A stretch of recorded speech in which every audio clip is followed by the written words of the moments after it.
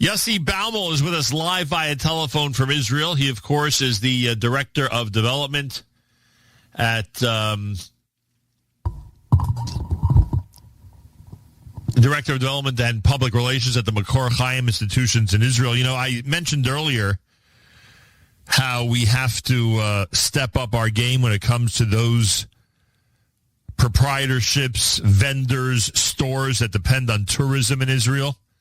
And we've sort of neglected them. We haven't brought up the topic about how they've been suffering for all these months. It's the same with visiting certain really important institutions. Makor Chaim is not just an important institution. It is one of the most beautiful campuses you'll see in Israel. So if you have an opportunity, if you're in Israel in July and August, get in touch with our friend Yossi Baumol. He'll make sure you come and see something really spectacular in a very special area of the Holy Land. Yossi Baumol, a pleasure to welcome you back to JM and the AM.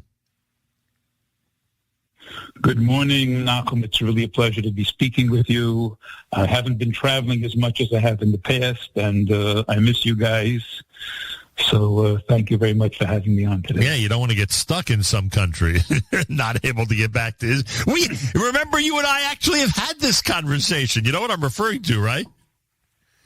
You had, as the story goes, you've said September 11th? Correct. You had a Rebbe who told you not to leave Israel, and you said, what's the big deal? If I leave Israel, I'll just come right back. And then September 11th happens. You couldn't go right back. Yeah, you have a good memory. It wasn't a Rebbe. It was it's in the Sefer of the Chida, if I don't remember, in a few different places that summer something bad was going to happen overseas, outside of Israel, and Israel become the safest place in the world. Yeah. And they went anyway, and I got stuck with all kinds of wonderful people like Mati Dan and Moshe Feiglin. Right, I remember the whole chevra. We got back for Rosh Hashanah. Whole chevra of guys. You know, we've talked about this.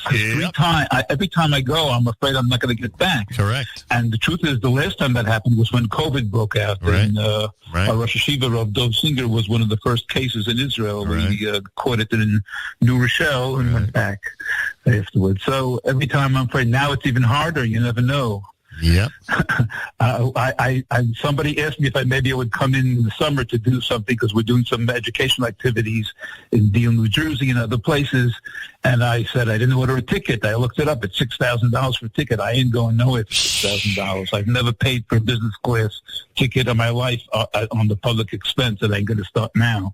Wow. But it's crazy. It's crazy. We need more people flying here. You could say that again. Yossi Baumol with us live via telephone. So what struck me and what led to me inviting you on the air for this morning's conversation was Makor Chaim, unfortunately, commemorated an infamous anniversary. And many people won't believe that it was this long ago. But the three boys were kidnapped back in 2012, correct? 2014. So it's 12. That's where I got the 12. It's 12 years. Hard to believe that much time has gone by since that episode. And obviously they were all connected to Makor Chaim. What was the commemoration like? How did you, how did the yeshiva memorialize them this year? It's sad because ever since October 7th, things that happened before have been dwarfed by what's been going on since then. Mm-hmm. So it's not the same, national thing that it used to be. There are a few things that go on every year, including this year. First of all, we had a memorial shiur in the yeshiva. But besides that, there is there's a unity prize that was set up in their memory by the government, and every year there's a special ceremony, and they give out awards to people who've contributed to Jewish unity. And when we think back to those days after the kidnapping of the three boys, how united the entire Jewish world was, and think about now how it's not so united as it used to be, unfortunately. I mean, we had here in the neighborhood a very unfortunate incident last night when a bunch of people came to demonstrate outside of the Justice Solberg's house in Alon Shvut, I don't know if you heard about it, but it was. I did not hear about it, but just add it to the list. Okay, well, add it to the list of tragic demonstrations that have gone on this week. Yeah. Anyway, so this year they awarded the Unity Prize to Rabbi Yonatan Rice, who is a guy he's a Belzer Chassid who got married, went to live in Brazil for a couple of years to do business. He came back to Israel, and he didn't realize that he was he went AWOL, and they drafted him into the army, and he went through the army. And however, he came out of that experience more religious than he went in, and he's now the head of a chain of Hesder yeshivas for the Haredi community, and that's what he learned from his unfortunate experience. Wow. So he was one of the people who got the award. And also the head of the spiritual leader of the Druze community, Sheikh Muwaffaq Tarif, also got the award. So that was the awards for this year. They always look for interesting people to give it to, and that's what happened. That's basically it, you know. And the three families attend. The three families attend these memorials. Yes, sure, absolutely, yeah. And what about the campus itself? 'Cause I mentioned earlier that one of the things that people need to put on their list when they go to Israel is to see what you've done at the Makor Chaim campus, which is, of course, right in the area where the three boys were kidnapped. What's the progress? How are things going? What will people see now as compared to a couple of years ago? And we were at the end. Yeah, we're in the entrance to Neve Daniel. We have a beautiful Beit Midrash with very unique architecture. Our Rosh Hashiva, Rodolphe Singer, said if he wouldn't have been a Rosh Hashiva, he would have been an architect. It's open to the sky, and it's open to the front. The idea is to get your inspiration from above, but your Torah has to go out to the whole world in front of you. So the whole front is open. It's really a very special place. It's a beautiful campus. And we have 2 dormitory buildings finished, and office building and the school building and classroom building. We still have a very big problem that I don't know how we're going to do this. We need one more dormitory. We have our seniors are living in the old caravans that we schlepped from Kfar Etzion, which some of them served Yeshivat Har Etzion 50 years ago. It's still working. So there's our senior classes in these terribly rundown caravans. So we have to build at least one more dormitory building. We have some funding from the government, but it's going to cost with the way the dollar is going lately, we're going to need at least $2 million in donation just to do that. And that's we don't see it happening at the moment, but if anybody has a special need to dedicate something in Israel, it's something worthwhile. And how do people find Makor Chaim Institutions online? It's very simple, Makor Chaim, MAKORCHAIM.org, or they can write me at yossi.makor@gmail.com, or they can call me at 917-929-8525. You've described to us the program. I think I'm accurate about this. High school kids that come from our area, New York, New Jersey, to actually be in Makor Chaim. Am I right about that? We've had that program for many years. We didn't have it this year because of all the problems. Actually, right. 2 years because of the war. Right. But we're looking to renew it hopefully soon. We are having a group of teachers from around the world, from Australia, Mexico, the United States, Canada, and England coming here in about a month from now. They're part of our Lifnim teacher training program run by Yehuda Chanelis. Out of Teaneck, New Jersey, and it's a program that's grown tremendously, and people have to know how holy it is to be a fundraiser, because I had to make Rav Dov Singer famous in America in order to raise money, but then they learned all about our methods here, and now they're being used all over the world, funded by great part by American foundations like the Mayberg Foundation, Pincus Foundation, all kinds of other foundations, but we need more help with that also. And what's interesting is that we had a program here, we copied it to the United States, and it grew and improved thanks to the input of Yehuda Chanelis and others. And now we're looking to copy what we did in the States back here to Israel. It's like a really very interesting educational process where we're learning from what we do in Chutz La'aretz and applying it back here. Amazing. So yesterday I was joking that we might be able to get you to say something about the current situation in Israel, especially politically, because you're sometimes hesitant to share everything that's on your mind, although you did just tell us, much to your chagrin, about the demonstration that went on last night, which is, again, so sad and not a unifying event, exactly the opposite. Anything you want to share with us that we should know 6,000 miles away? Anything that, any insight that's happening with, I don't know, the prime minister, the government, the current situation in Israel that we may not realize because we're not there on the spot? How much time do you have? Now you're willing to talk, huh? Okay, so first of all, I wouldn't mind talking a little about the situation with Iran, Lebanon, etc. I think people are jumping to conclusions much too quickly. Some people are yelling, how can you make peace? Some people, how can you make war? I want to give my take on what's going on, because I don't think Trump and Netanyahu are idiots. They're very smart. And I think people realize that at the end, only regime change will bring peace to the area. That's the aim. So what do you do in order to bring regime change?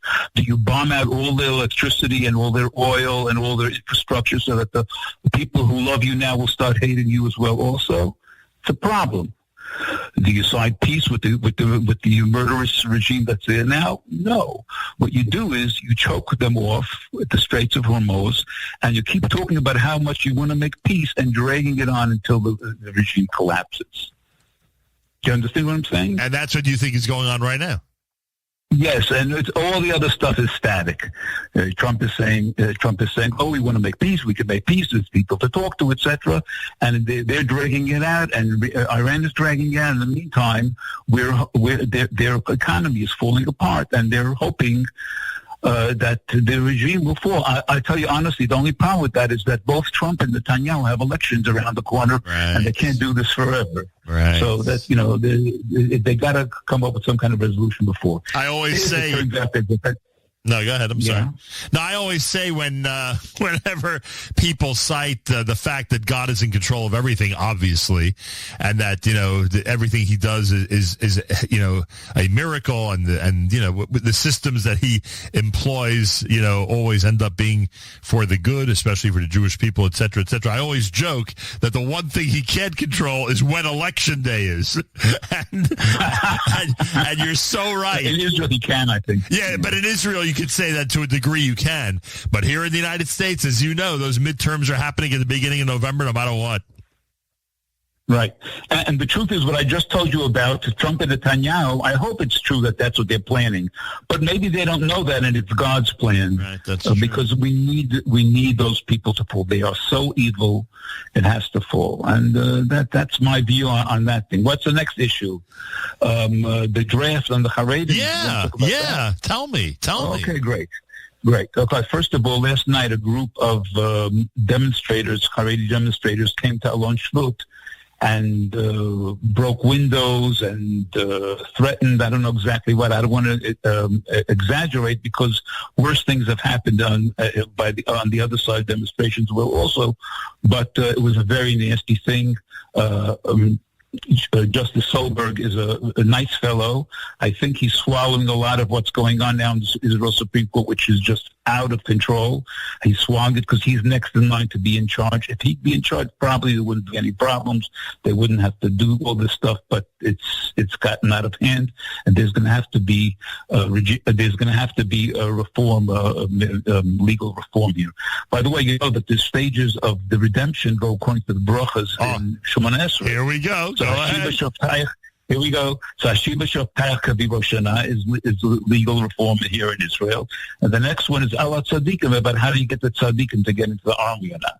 That's the next question. So if you want my personal opinion, the biggest tragedy of the situation is that the Torah has become a kardom lachpov. It's being misused. It's not being respected. It's used as an excuse. It's used as a chil Hashem, and that's the most terrible thing. Yeah. I don't think you can force anybody to be a good soldier. And just because there's a war, it doesn't change human nature. You can't force people to be good soldiers. They'll sit in jail instead of going to the army. So what are we achieving?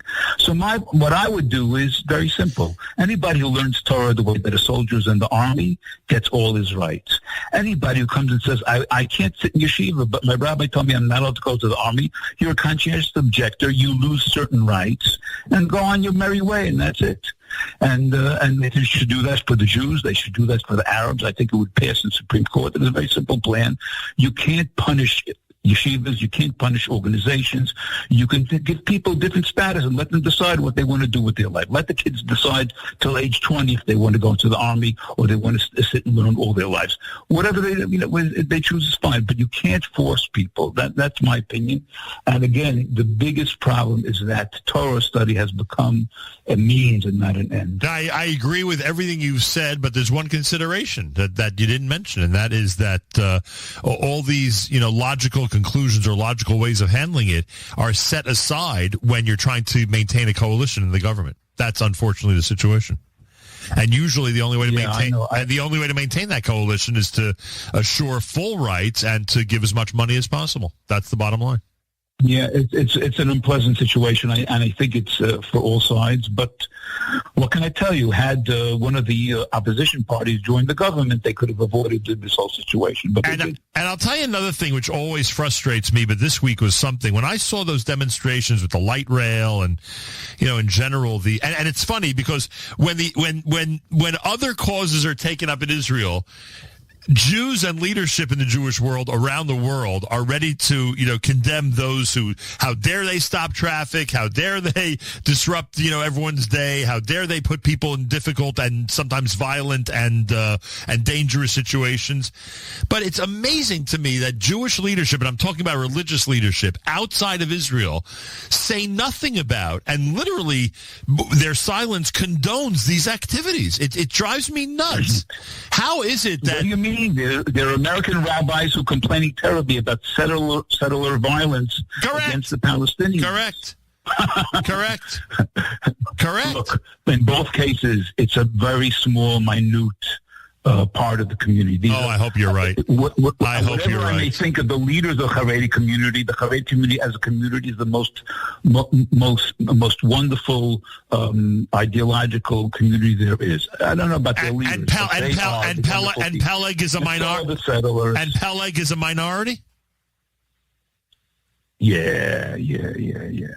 The numbers would indicate that. Look, I am not defending anybody, and you should know that the people who were demonstrating against the government, who did just as horrible things, got a free pass. There hasn't been a single arrest of all the people who demonstrated, who broke windows over kids in cars when they blocked the roads, and who attacked the owner of Channel 14's house and did the same thing that they did to Justice Solberg last night in a lunch booth. These things are happening, but they're all small parts of these communities, and there's nothing you can do about it. That there are criminals everywhere. The criminals in the Haredi world, the criminals in the religious Zionist world, and it's much less than it's touted to be. But you're a lucky man, Yossi Baumol, because you get to shut all that out, walk into Makor Chaim, and view the real future of the Jewish people. Correct? Yeah, absolutely. We had here I forgot Haredi, I forgot his name, publicist. I'll remember in a moment. Who came to speak about why why the Haredim don't go into the army, and he told our students, this is easy to tell the non-religious people about. His name is Yitzhak Krambi, the head of the Haredi Institute of Public Affairs. So he said the following: lecturing secular Jews to try and explain the ultra-Orthodox Why they don't enlist because they study Torah and want to retain their independence is one thing. But it's a lot more complicated to speak with Makor Chaim students who study Torah from morning to evening just before they enlist. And while they're in the army. And while they're in their army, why is the Torah in B'nai Brak more valuable than the Torah being studied in Gaza by soldiers who are sitting and learning all day long in their free time? Nachum, you got to calm down. You have a public position, on a radio station. I know, but it frustrates me. They talk about the proper what's the word? Notion that we're all aware of, that Torah protects us. And I'm the first one to defend that 100%. Torah protects us. But why is one subset of Torah more important or more valuable than another? That's what I never understood. Let me ask you a better question. How come Torah protects us against the Arabs, but it doesn't protect us against those horrible secular Jews or the horrible religious Zionist Jews? Instead of demonstrating, they should go sit and learn, and Hashem will protect them, right? Yeah. Isn't that how it should work? That's based on their own theory. All right, I got to be careful here because this is a show of unity, but this stuff this week just frustrated me, and as you said, weaponizing Torah is just so dangerous and so terrible and so detrimental to our future. So that's why I say you're lucky. You walk into Makor Chaim and you see the real future. Out of all my kids, out of all my sons and son-in-laws who all served in the army, I have one son-in-law he's still a Breslov Chassid. Right. And when he was in his teens, he didn't go to the army. And now at age 45, 46, he went into the army now. Wow. He never served in the army, and now he went into the army. So, Kol hakavod. All the other ones went, so. Kol hakavod. All right, Yossi Baumol and I remind everybody that Makor Chaim in Israel is worthwhile visiting, worthwhile supporting as well. You can go to the website, makorchaim.org, MAKOR Chaim.org. We brought Yossi on because this was the week that they commemorated the unfortunate anniversary, 12 years since the kidnapping and murder of the three boys as we knew them and know them. And Makor Chaim keeps their memory alive. Yossi, kol hakavod, thanks so much for joining us. I hope it's a successful and peaceful summer, please God. And Yirtzeh Hashem.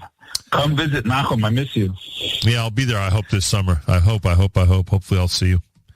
Yossi Baumol from Makor Chaim speaking to us from Israel on a Thursday morning broadcast here at JM in the AM.